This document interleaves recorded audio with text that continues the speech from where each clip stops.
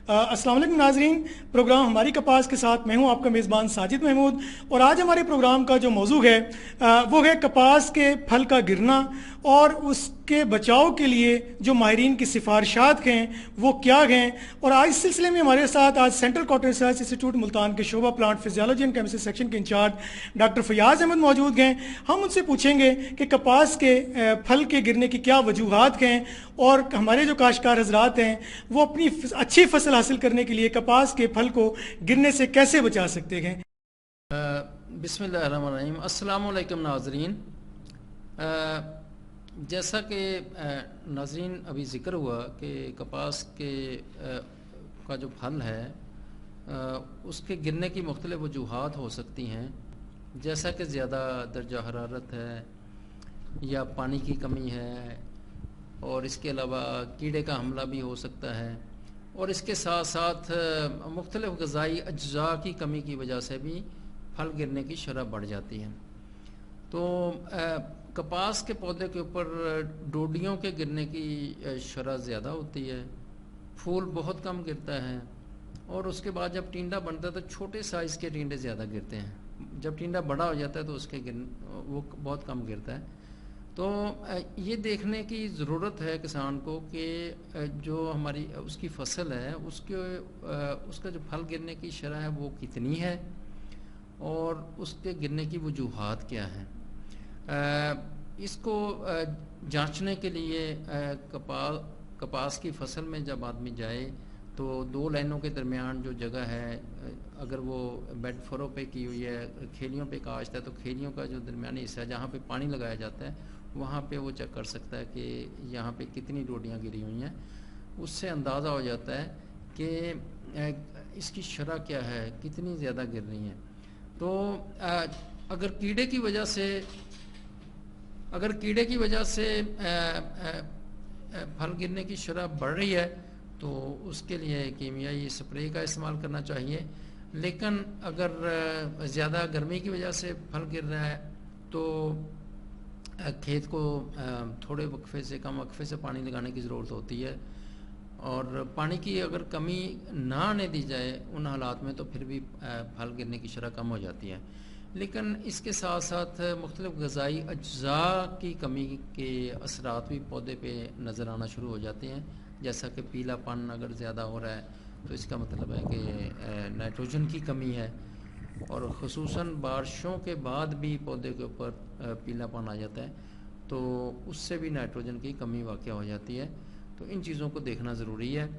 इसके साथ साथ दूसरे ग़िज़ाई अज्जा मसलन फास्फोरस है या पोटाशियम है और बोरान, जिंक या आयरन, इन ग़िज़ाई अज्जा की कमी की वजह से भी फल गिरने की शरह बढ़ जाती है।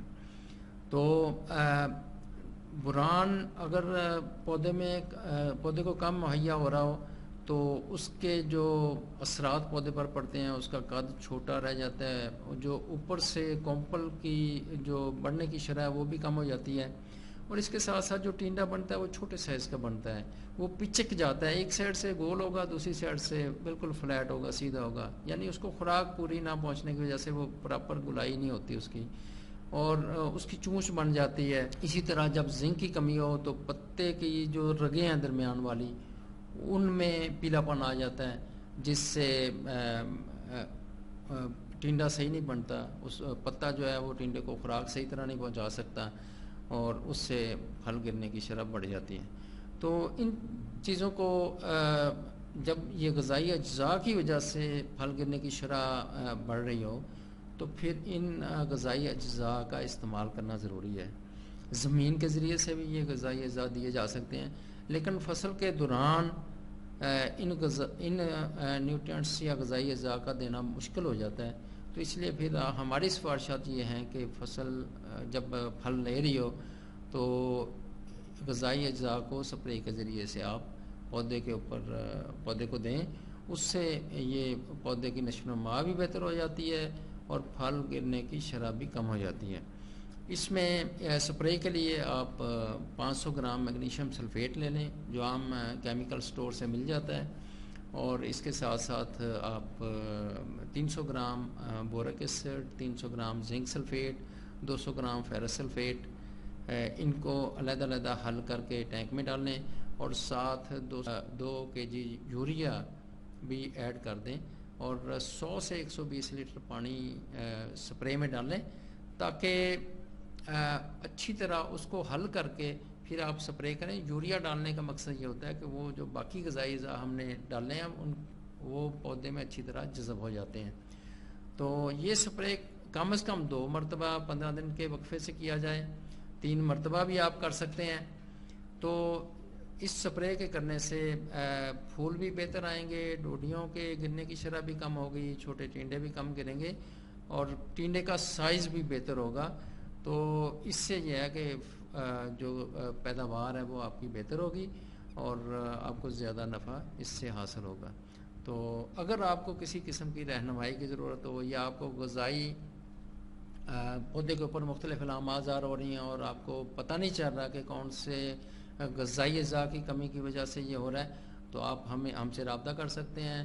CCRI سے رابطہ کریں اور اپنا فصل کی تصویریں لے کر ہمیں واٹس ایپ کریں, تو ان کو ہم دیکھ کر آپ کو اس کے مطابق سفارشات دے سکتے ہیں. اور اس سے یہ ہے کہ آپ کی فصل, ان پر عمل کرنے سے آپ کی فصل جو ہے وہ بہتر ہوگی. تو انشاءاللہ اس سے جو ہے آپ کا بھی فائدہ ہوگا اور ملک اور قوم کا بھی فائدہ ہوگا.